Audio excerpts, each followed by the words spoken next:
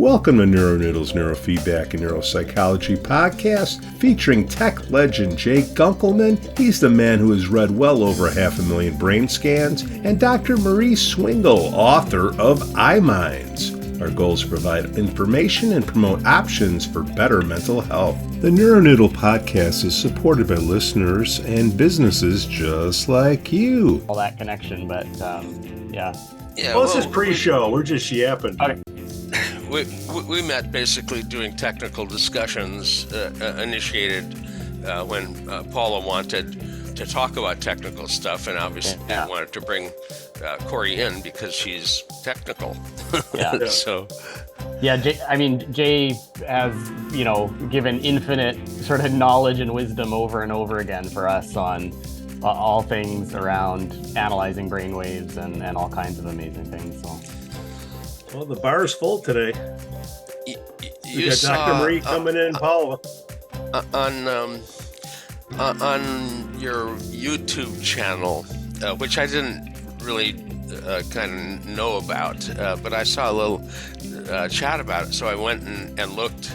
And obviously, there's me talking about technical stuff, but Tato's talk, I think, was really quite well done. But his comment that everybody knows Jay, I think that doesn't necessarily mean that everybody likes Jay. Oh, that's not true at all. That's not true at all. Everybody loves Jay. Well, I'm a bit of an acquired taste, I'm afraid. Some people would prefer not having me around. So. Oh, please. But that's okay. I'm not here to make anybody happy. It's so nice to see you, Jay. It's so nice. You got a new dog. Yeah, he's right here. Another big lap dog. 23 weeks old, and he's a Rhodesian Ridgeback. Anyway, he's going to stay down there and decide to try and chew on my feet. Anyway, he's growing fast. We got him at 25 pounds. He's sitting here at about 50. So. Okay. Dr. Marie, welcome aboard. Say hi to Paola and Corey. Hi, Dr. Marie.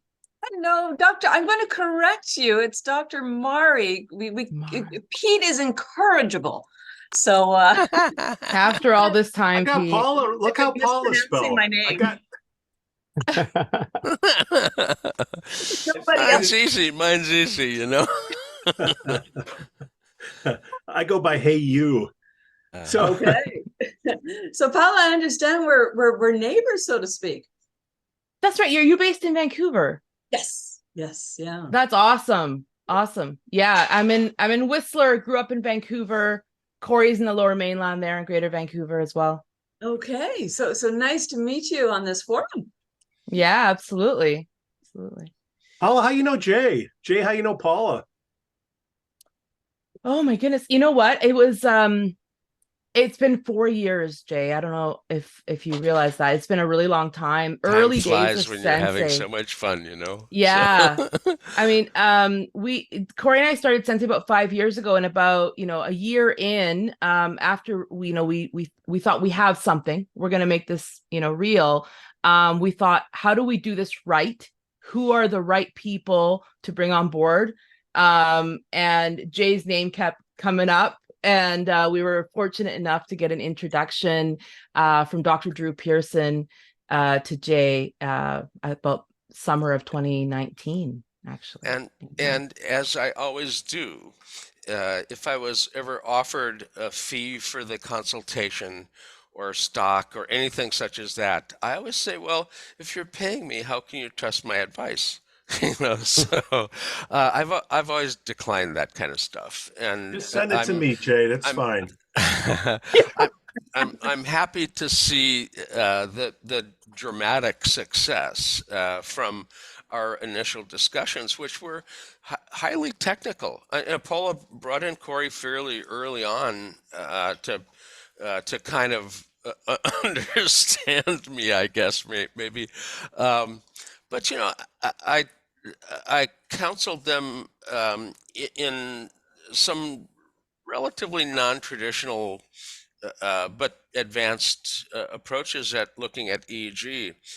Most people look at the spectra with the Fourier, which has problems.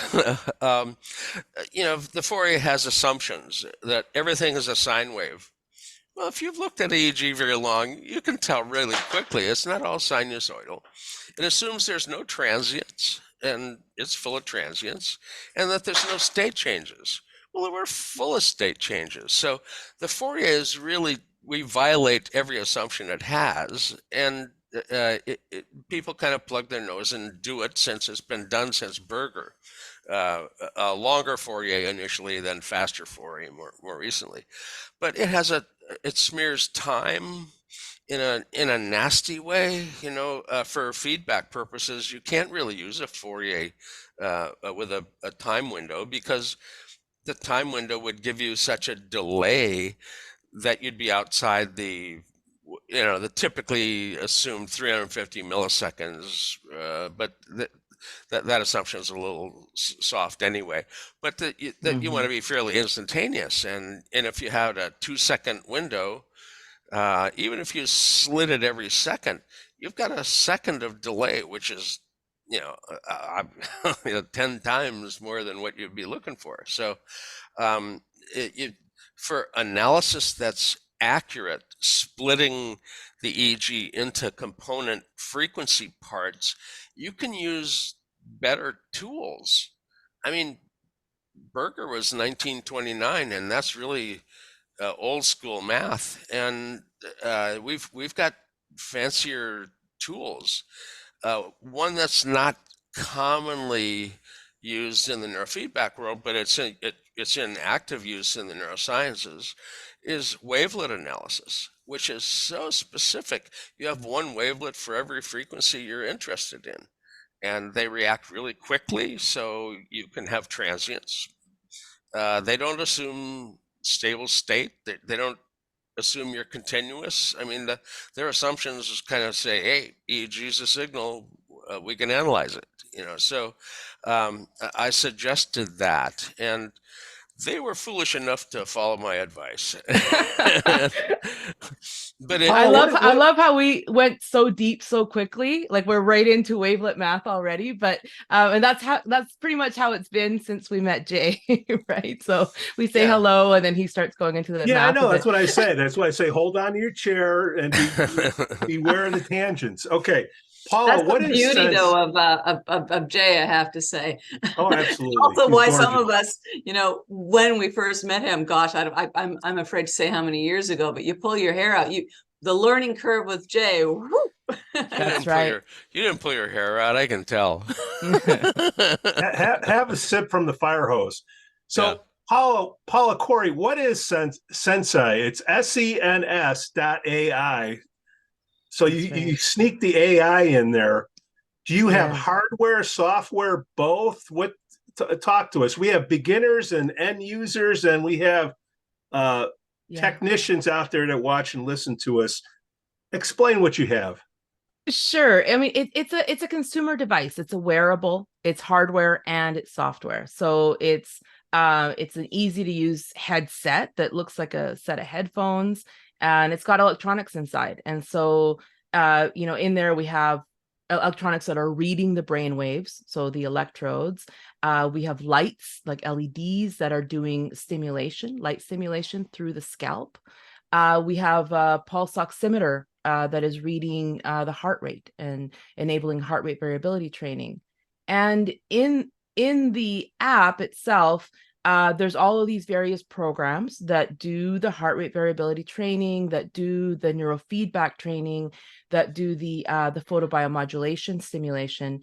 And we have another part of it, which is guiding you through event-related potential methodology to do a quick brain function test. So all of that wrapped into an app that is gamified, tried to make all that complexity into something that's consumer friendly, and sort of gradually guides you and unlocks over time. We're trying to make it fun to do brain training at home.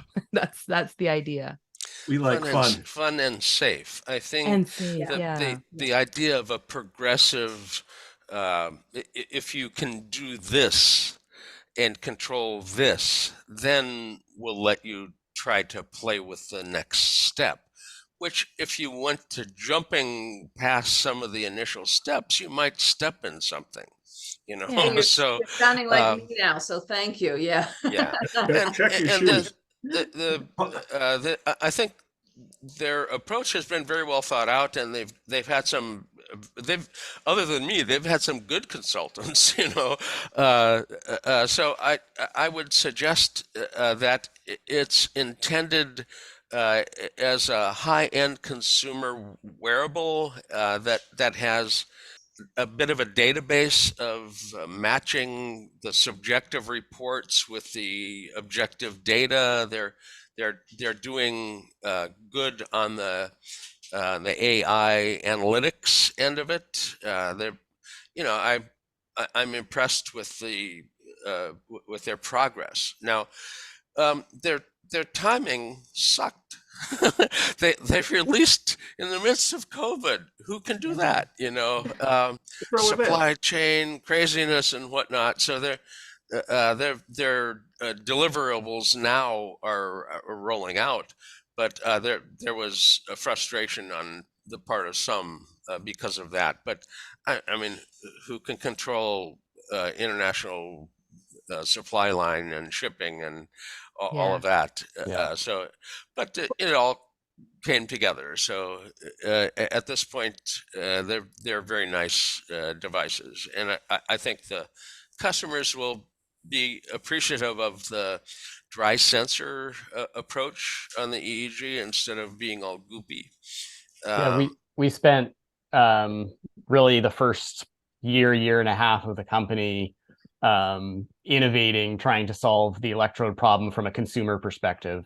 In a clinical setting, you have the Goop and other options, but really, you can't send somebody a device and expect them to get the electrodes in the right position and get a clean signal and all that stuff unless you have comfortable electrodes that work through hair and provide a really high quality, reliable signal. And so Jay, provided all kinds of support for us as we were innovating on that, and really, I think what we have is really groundbreaking in the consumer space. Well, Corey and Paula, why don't we sell some units here? I don't mind. I'm not shy.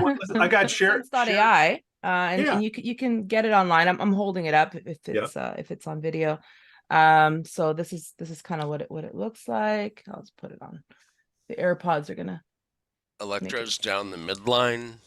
Electrodes down the midline. FCCZ PZ.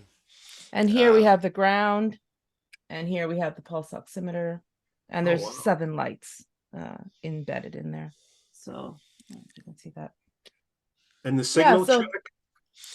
And you to a certain extent start to avoid some of the clinical EEG difficulties by selecting the midline.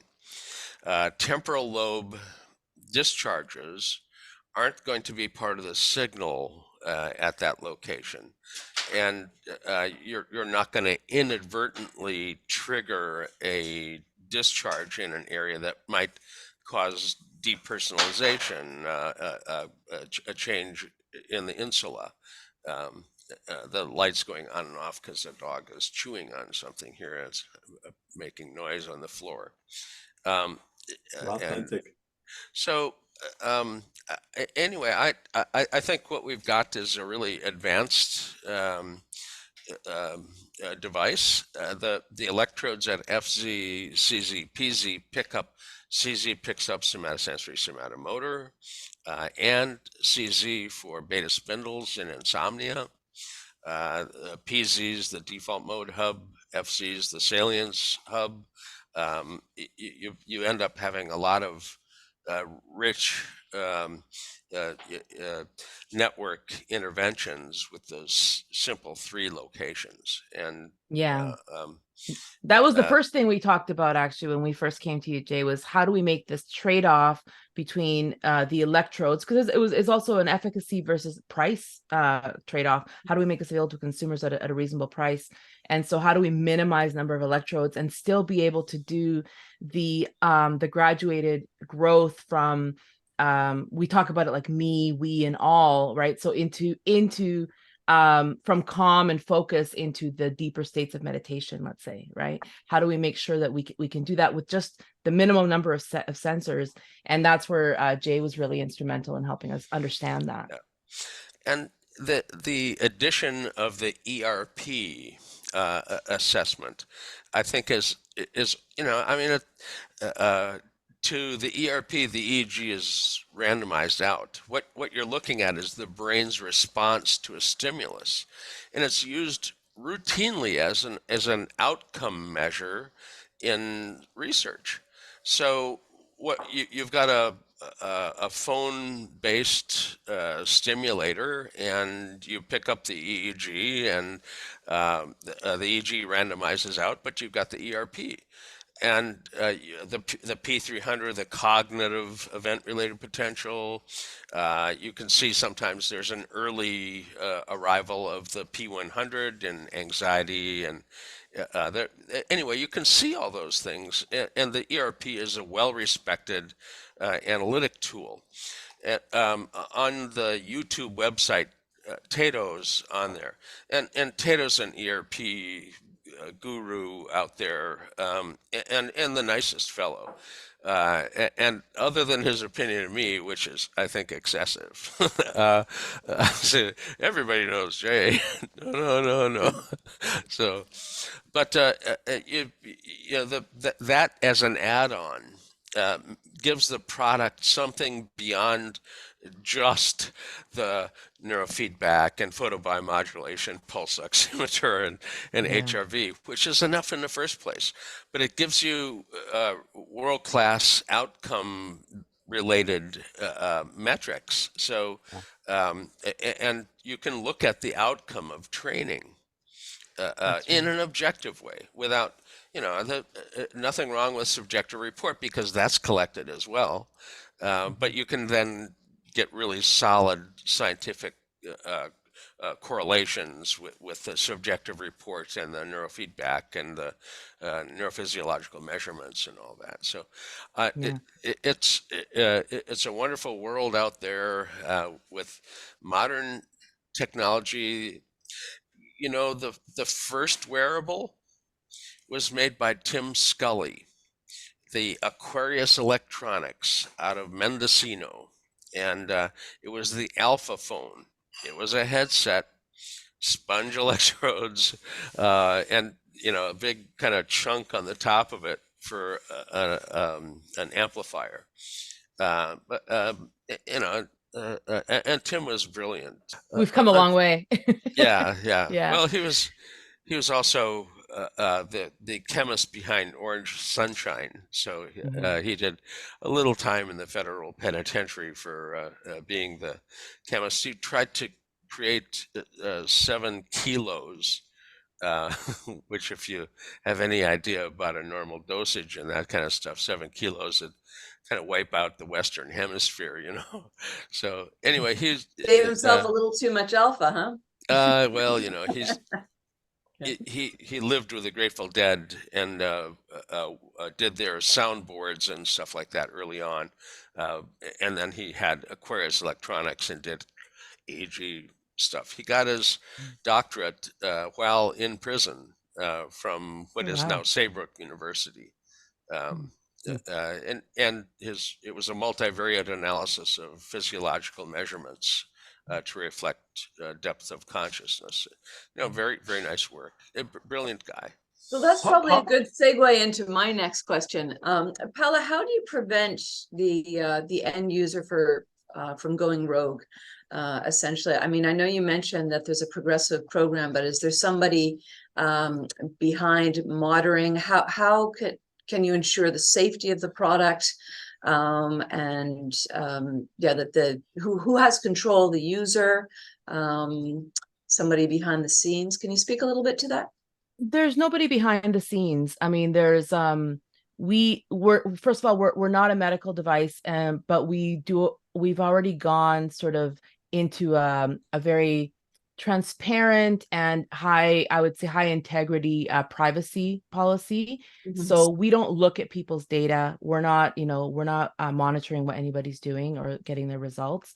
The system is architected, the app is architected with unlocks, with cooldowns, with what Jay has instructed us really on that front, and the placement, like Jay's saying, and the programs that we've chosen. Yeah. So the EEG does allow you to see paroxysmal activity when it happens, and you can differentiate that from a movement artifact on the device, and so you can end up seeing things that need to be trained with some more SMR to stabilize. And Paula and Corey, the YouTube gods of algorithms suggested this show to somebody that's never seen us before, and they tripped over this podcast. They fell in and they see, oh, that's a nice headset. Who would be using it? Who are some of the people that use it? I'm guessing peak performance, alpha theta training. For the casual viewer that just came in here, who's using your product? Yeah, I mean, I think right now it's our early adopters, our first couple thousand sort of pre-orders that we're just finishing delivering right now. That's people who see a difference in that 1% of performance. They're already spending money on personal development, whether it's physical or mental already. They're athletes or they're executives, they're entrepreneurs, and they're willing to put in the time. They're not afraid of tech, right? So they're just diving right in. And actually, I do find, because I'm anyone who becomes an avid user right now, I've been doing the interviews with our customer care team, and just talking to them, just getting to know them and see how they're using it, and because we really want to be a very customer service oriented organization, and some of these folks are very serious meditators as well. So I'm finding some folks they're on sabbatical for a year, and they just want to go and have these deeper meditations more consistently, theta, alpha, gamma couplings and things such as that can be seen within the EEG, and the old style assumption in meditation that it's all alpha is obviously not correct. Davidson's lab showed that gamma is a crucial part of consciousness, and meditative expertise seem to have optimized the amount of gamma. But we also have seen a lot of gamma in other things, ayahuasca and things such as that. So obviously consciousness ends up having to have gamma in it. And digital filters pointed at gamma can ring and ring and ring, and the wavelet is stable, and you can differentiate activity at 40 hertz gamma from a higher frequency that would be muscle. If they happen at the same time, you can negate the feedback as being artifactual. The built-in pre-process analytics keep it from having feedback on junk. There's signal quality, and in traditional EEG, where you got wet electrodes and you slap them on, you can get the impedance on the skin below 5K, above 1K, and balanced. But for dry sensors, those kind of numbers are not rational. When you have a super high input impedance on your amplifier or preamplifier, the impedance on the skin is an irrelevancy. The impedance is so high inherently that that's an insignificant difference, as long as you have contact. So you can look for DC offset, for instance, and see whether there's contact. If there's contact, you've got it. And the inherent stability of wavelet analysis allows you to see quality of signal as well. So it's worth pointing out, like we actually don't do impedance checks, so our signal quality check is quite unique. And maybe I should hand that over to Corey to kind of I mean Jay's basically describing what we're doing. We're in real time analyzing the signal, the leading edge of the signal coming through for different we have different metrics that we're looking at across the electrodes. We're looking at correlation between the electrodes. We're looking at all kinds of metrics in real time, and producing sort of a signal quality evaluation. And any time that's above a threshold, there's any sort of rewarding neurofeedback is pulled away, and that's considered a poor signal. We do real-time blink detection. You might have a good quality signal, but you've got enough blinks in there that it's degrading to the point where you shouldn't be doing neurofeedback. That's happening in real time, and we also incorporate that into feedback to the user so that they understand as they're going into a session, hey, your blink, your signal's good, but you're blinking too much. You need to make an adjustment there, and helps teach them as well, and helps them understand. So if we had done that's the stuff I wanted to hear. I'd like to loop back also to the question in terms of how your consumer works with that. We missed a little bit of what you said because you froze. Oh, I'm so sorry. I know. I was just wondering, in terms of choosing the correct program, how an end consumer, some of us feel that we need to be more aroused, we need more focus when we actually need more coping. Is there a mechanism wherein the device can coach or suggest so that we don't overtrain? Many athletes, executives, are infamous for that. So can you speak a little bit to that, please? Yeah, I mean, there's we have a neuropsychologist as well, Dr. Amy Saran. So we have neuropsych questions that are very, very light, but they're part of what we call an assessment. And we do those periodically. And so there's check-ins, and that's the subjective part that Jay's referring to. And so people can say whether they're having brain fog or they're having sleep issues or having things like that. And so that really helps inform what's actually blocking them at that time, right? And then there's algorithms that would then make recommendations towards what mission. And actually, maybe it's worth pointing out the mission. So we don't just have programs that are a la carte. So let's say you want to do neurofeedback. You're like, I'm doing beta today. I'm doing theta tomorrow. If we did that, we wouldn't accomplish our mission, because people are going to cherry pick and they're going to be scattered and they're not going to see results. And we want them to see results. That's why we have the embedded ERP methodology. So we actually created what's the shortest path between A to B. So let's say B is, I want to sleep better. And so we have multi-week, what we call missions, as part of this game, where they accept the mission and then they stick to a particular sort of, pace, like 3 times a week, 5 times a week, whatever it is, of this particular program mix. And so that helps us to have like an embedded digital coach, really, that guides them through.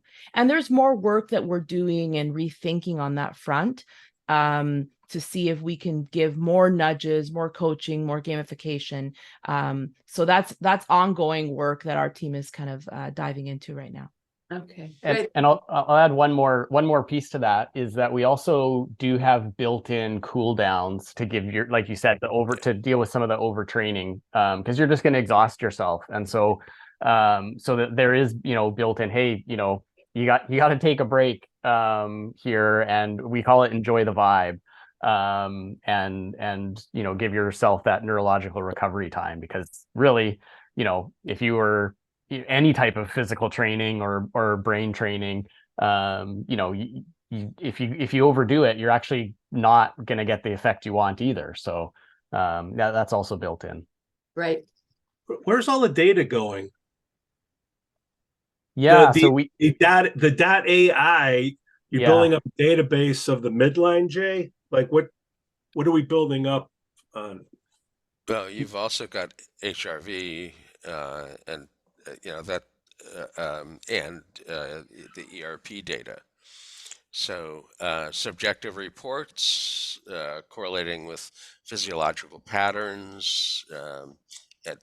I think the development of a few thousand users ends up making the size of a database comparable to the size of commercial databases in EEG at this point, and but richer in the correlation with multiple systems.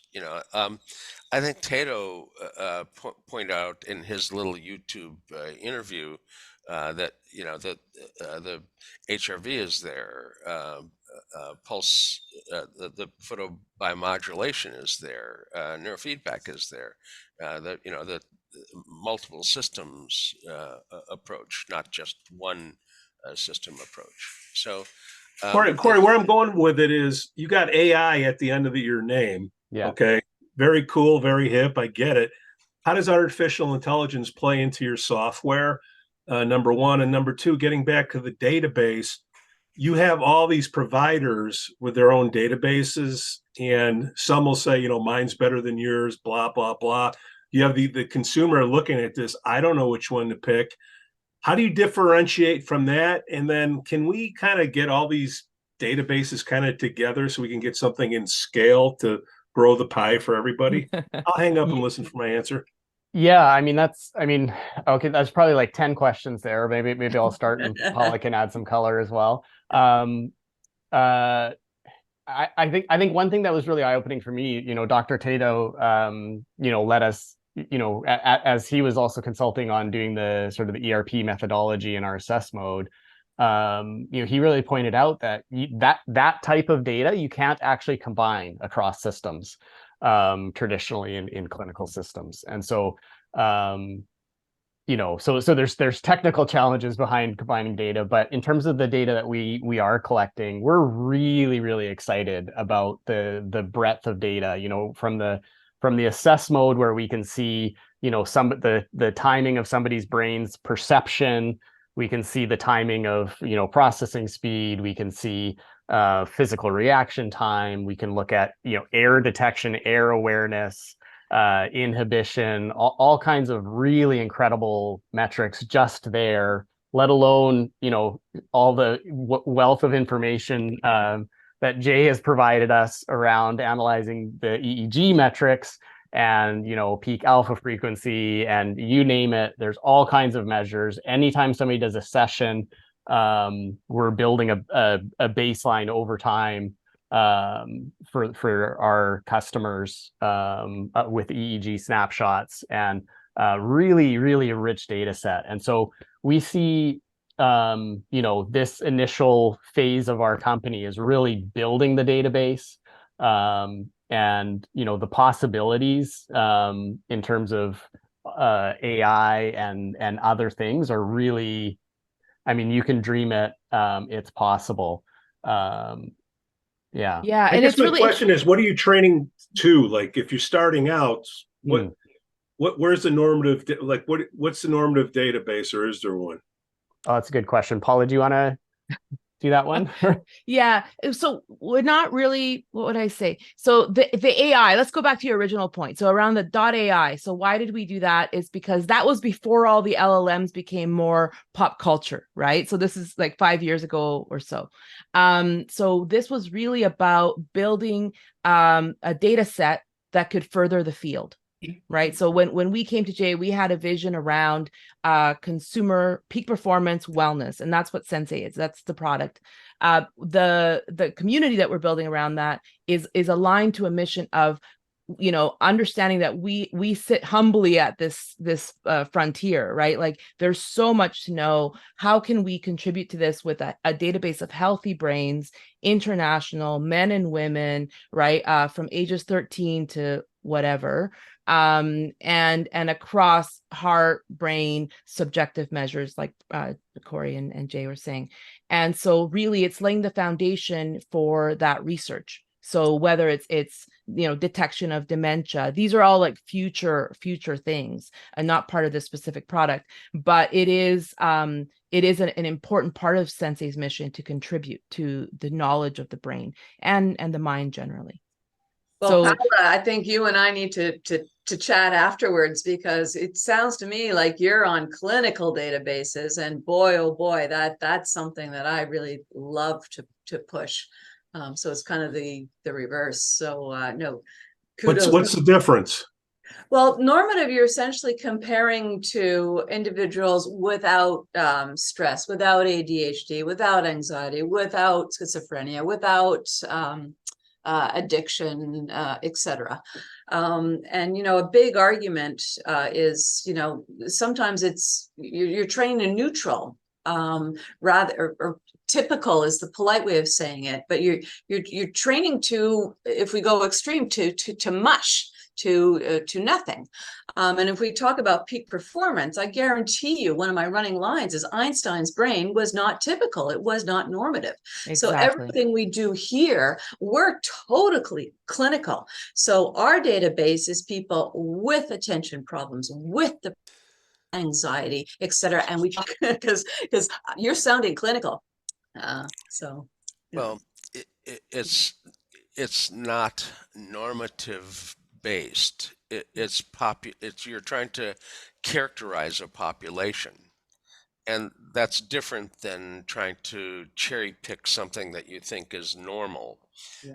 And getting no pathology of medical kinds of things, and IQ sorting out and finding the normative population ends up being an art unto itself. And the databases all have slightly different criteria.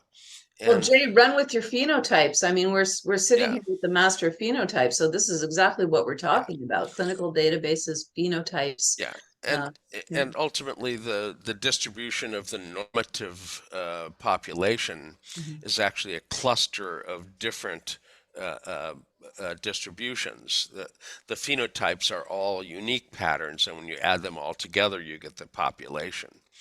And you can have multiple phenotypes as well, but the phenotypes are genetically linked EEG patterns, and they basically predict if you're going to need therapy or an intervention of some sort, including neurofeedback, kind of what the pattern, what kind of feedback, does this genetically linked pattern need or respond well to. And we've actually done that in research in an addiction center, an N of 30. We had 1 year follow-up. Oddly enough, all 30 were still clean and sober, which is not a very common statistic. That normally your recidivism is high. 30% success is considered pretty typical. 100% clean at the end of 1 year is not typical. But we also did Woodcock-Johnson 3. All their neurocognitive scores got on the average 20-point standard score improvement. When you make the brain work better, it works better. But we found two basic drive mechanisms in phenotypes towards addiction. 2/3 of them had overarousal as their core problem: fast alpha, low voltage fast EEG, or beta spindles. And that all those overarousal people ended up with alpha theta. But that still left 1/3 of the people untreated that had an anterior cingulate issue, which you would catch at the FZ instead of the PZ. So we basically ended up having the anterior cingulate drive, which is an obsessive compulsive drive towards the addiction, treated effectively as well. So Peniston got 70% success, which is outstanding, above the average. Well, honestly, 10% is pretty common. 30% is what they show in their brochures, But to have 100% clean and sober at the end of 1 year is extraordinary. We followed them; they're still clean and sober, but nobody wants to hear the data. They don't believe the 1 year data. But it was peer-reviewed and published, and the fact is the phenotypes predicted the training, not the fact that they were addicted. There are symptom-driven protocols. The Peniston protocol, if you have addiction, the Peniston or Scott protocol are the match. But that leaves, again, a third of the people at an anterior cingulate hung out to dry. It's a standardized protocol. You're going to catch a whole, probably the biggest cluster, but there are going to be clusters that you miss. So if you use the EEG instead of the symptom to guide you, you're behaving more appropriately. If we only use symptoms, it's like the cardiologist who has everybody coming in who complains of chest pain go for an angioplasty. Well, hell, half of them had indigestion, so the symptom should tell you what to test. It shouldn't tell you what to do other than test. The testing, the data will guide you appropriately. The symptom gets you to finding your phenotype. The phenotype will guide you more effectively than the DSM does. There's no predictive validity in the DSM other than billing. I mean, it's very good at predicting billing, but it doesn't do anything for predicting what kind of therapy. Let's say you have depression. Does it mean you're going to respond to an antidepressant? Well, hell, there's even a lot of kinds of antidepressants, so it doesn't predict anything other than that you need to be tested to find out what's really the core neurophysiological pattern that's wrong and what best matches with that. And the phenotype model is one way to match people up with a therapeutic, but that as a model has been hanging out since I published it in 2005. I was petrified. It's a retrospective model. Looking back at my memory of 500,000 or more EEGs, these were the common patterns. 2 of them had known genetic correlates. The other 9 I suggested were candidate endophenotypes, since they've actually been found. The genetic linkages have been found. So they are endophenotypic. But it was retrospective. If you have a retrospective paper, you can't just take it and run with it like it's prospectively been validated. So there were some that just it's been published, it must be real. So they just ran with it, and luckily it tested out prospectively. Martijn Arns did quite a few prospective tests of it, including inter-rater reliability on identifying the phenotypes. So inter-rater reliability was Cohen's lambda over 0.9, which is like 90% agreement, basically. See, CEOs watching this, guys and gals, and they say, I want to improve my performance. They put the unit on. How do we know the performance was improved from what to what if it's user 1? Yeah, I mean it's an interesting thing. That's why people want data so much, right? And that's what we can give them with the tech. Yeah. And we do give result screens. But one of our the double-edged sword is that we actually want people to have a good experience and to get into states that they would otherwise not be able to get into. And sometimes analytics holds us back. So that's why it's gamified. But having said that, yes, after a neurofeedback session, you would get to see something like a flow percentage would be an example, right? So we speak of it like within the 15 minutes, 20 minutes, you were able to stay in state, you were able to receive rewards this percentage of the time. That's the flow piece, right? You were able to maintain a streak for this duration, right? A streak being you didn't get distracted, the rewards didn't get below a certain threshold. So, and then we were able to recover back into state in this particular period of time. And so you can track those over time. And just like meditation, you want to be able to sustain your attention. You want to be able to come back from distraction quickly, and you want to be able to stay in flow a larger percentage of the time. In addition to that, because we have the data, we share all the heart information. So how much coherence were you in? What was your heart rate variability, et cetera. Am I missing one there, Corey? Is there another? Oh, we talk about synchrony as well, if it's applicable.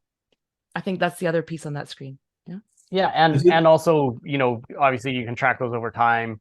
It ties into the, assess mode, which we've already talked about. There's all kinds of really neat data It's an area that we're going to continue to add to as as we have more data and can provide people looking at sort of how is it trending and some of those kinds of things. So Yeah, Kind of we're where I working was on the steering reporting. was, do you want to do a 19 channel and get the QEEG, see what you got, and then use your product would you do that?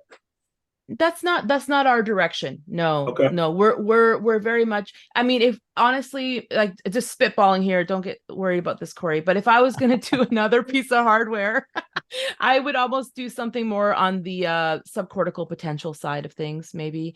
But still on the consumer side, we're interested in ultimately in consciousness evolution. We're interested in people that want to do personal improvement, that want to build better relationships. One of our roadmap items is group synchrony, right? So we're much more on that side of things. That's where our mission is.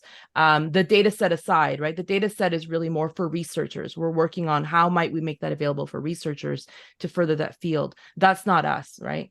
So where Corey and I come in is we're taking a beginner's mind perspective, starting from first principles on the tech.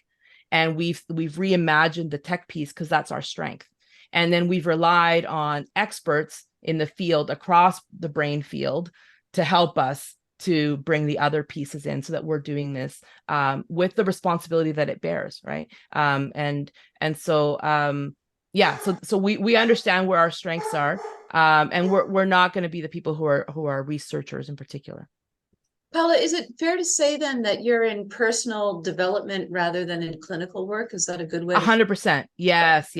We're not a medical device. We're not an FDA approved device. It is really for wellness. Yeah.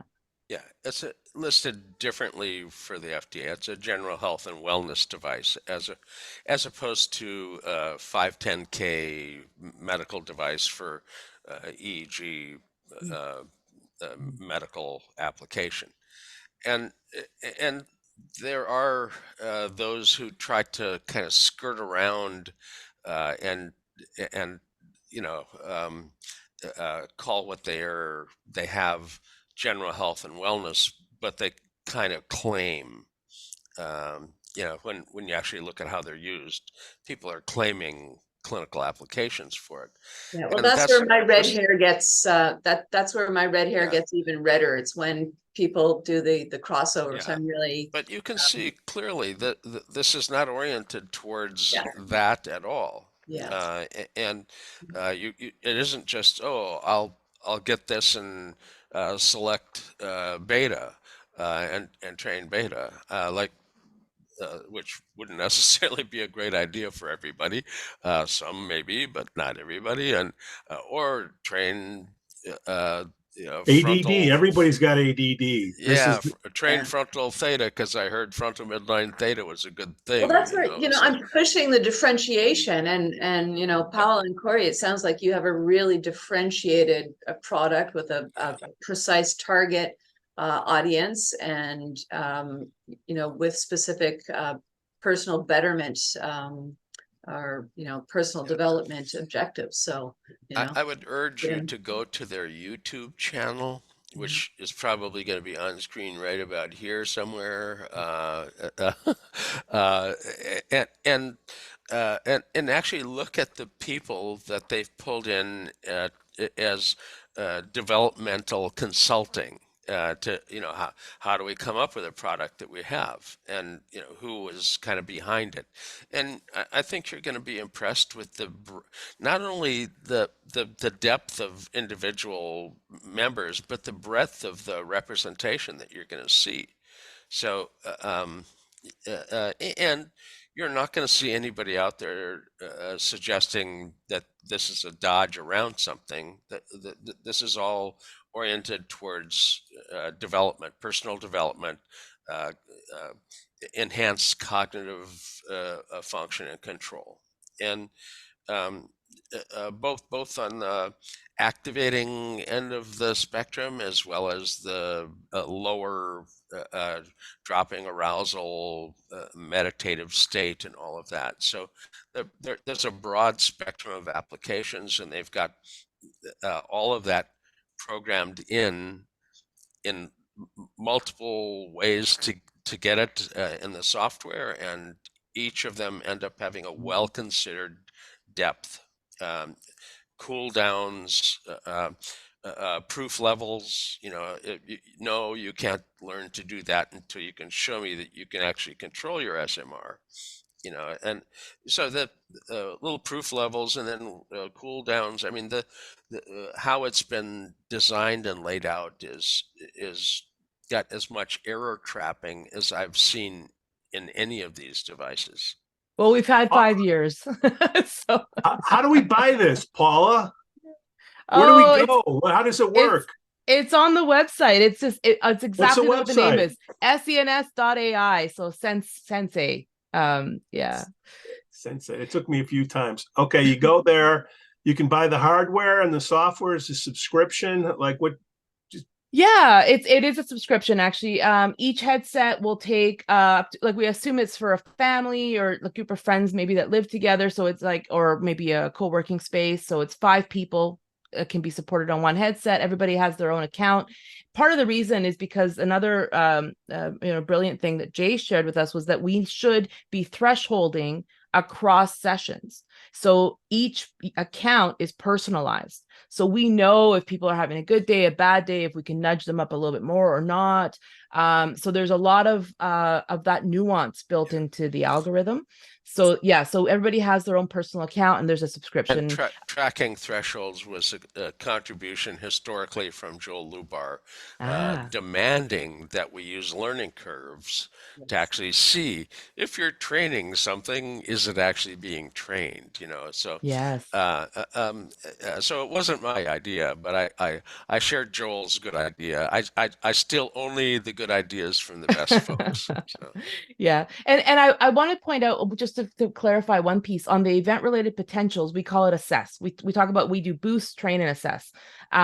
Boost being photobiomodulation, train being the heart rate variability training and the neurofeedback, and then assess being the event-related potentials. So on the event-related potential side, we use event-related potential methodology, right? But again, because we are a consumer device, we chose a particular, with Tato, Dr. Tato's help, we chose the flanker test. And we're able to give people information that is not medical. Like, it's not actually event-related potentials that we're presenting. We're not presenting the components. We're saying, this is your accuracy, this is your reaction time, right? This is your speed of processing. But we're doing it in a way that's actually useful for a peak performer. So Corey and I just wanted the integrity of the data to be there. And so event-related potential methodology is any study that we read while we were learning in this space is based on, has ERPs as the measure, as the outcome measure. And we thought, why would we not try to incorporate that? And then we were fortunate enough to meet Dr. Tato at an ISNR we presented at with Jay's help. And that was probably 2 years ago now. And he approached us actually because he heard that we were adding event-related potentials. And at the time, we were going to do an auditory test. And he shared with me, right, that he was like one of the experts in ERPs in the world, and that he thought we had something pretty cool because it could go mobile. And he wanted to help us out. And so then we just learned a ton around ERPs from him. And if you haven't noticed already, Corey's a bit of a polymath. And so he's my secret weapon in this stuff. So we've been learning and absorbing, and Tato was the expert on the ERPs. So he helped us to make it really high integrity data. So we have it to 1 millisecond precision. Yeah. Well, you better keep and at your the same inventory time, up. it's not a medically intended ERP.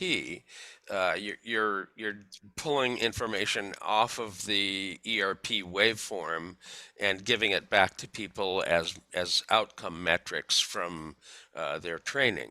So you're not intending to have ERP researchers use it for an ERP study independent of just using it within your system. It's still general health and wellness intended, and the ERP is, I think you're referring to it as a brain pulse. Yeah. And that's that gets away from the event-related potential as a medical test, And That's if it's a right. brain pulse, well, you're just taking the pulse or the outcome measure, and That's right.